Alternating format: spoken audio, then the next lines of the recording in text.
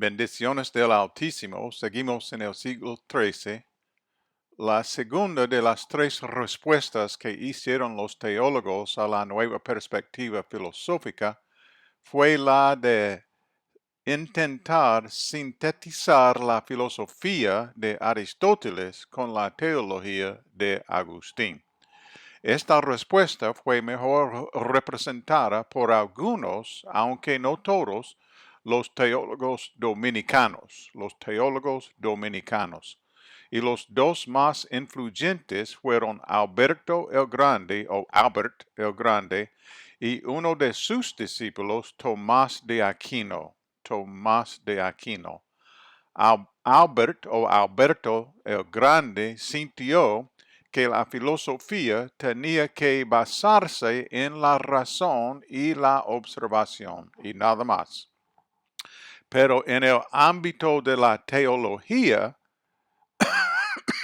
sugirió que hay límites para la razón. Entonces, él hizo o hacía una distinción entre cómo se usa la razón en la filosofía en contraste a la teología.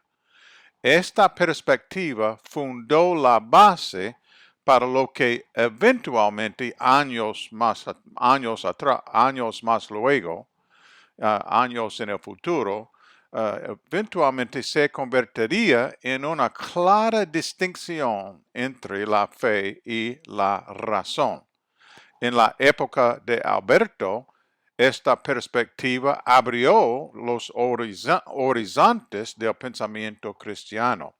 La ciencia natural era libre de seguir su propio camino y usar sus propios métodos de investigación, sin temor a errores dogmáticos. La filosofía y la teología eran libres de desarrollarse como disciplinas paralelas, ¿ok? Para que uno pudiera ser un verdadero filósofo sin ser considerado un racionalista o un hereje. Y esto fue un cambio muy diferente que comenzó con esta perspectiva de Alberto. Ok. El discípulo de Alberto, o Albert, Tomás de Aquino, él fue el principal maestro de la escuela dominicana y uno de los más grandes teólogos de todos los tiempos, es la verdad. En términos de la historia de la Iglesia, su contribución más influyente fue su tratamiento de la relación entre la fe y la razón. Según Aquino, la razón puede operar dentro de la fe y, sin embargo, de acuerdo con sus propias leyes. El misterio de Dios se expresa y encarna en el lenguaje humano. Puede así convertirse en el objeto de una elaboración activa, consciente y organizada en la que las reglas y estructuras de la actividad racional se integran a la luz de la fe. Voy a repetir eso. Según Aquino, la razón puede operar dentro de la fe y sin embargo de acuerdo con sus propias leyes.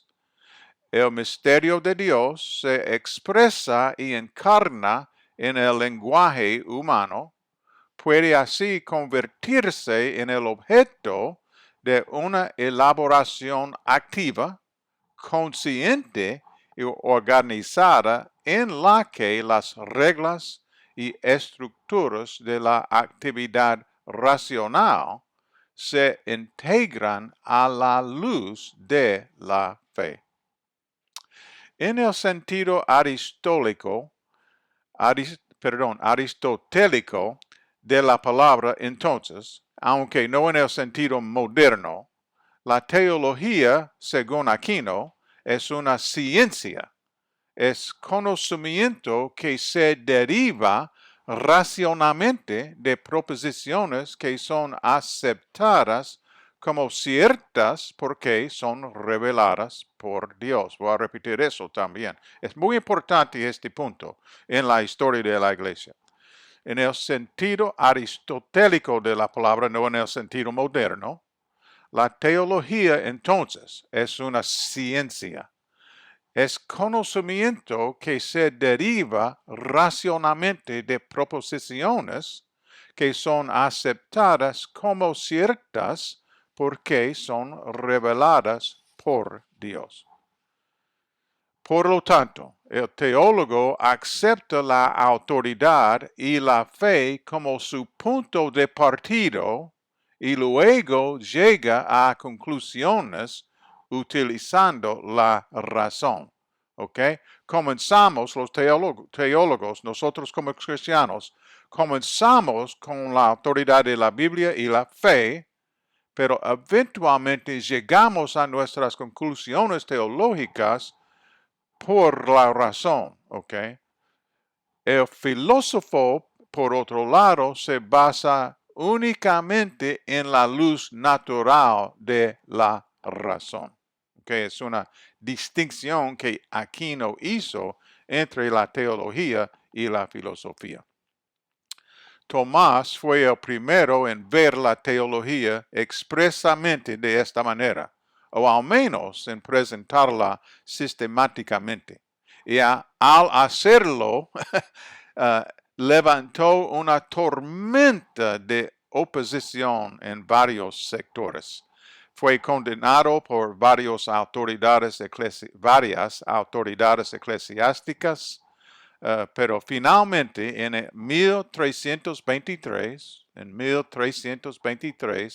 Juan el 22, el Papa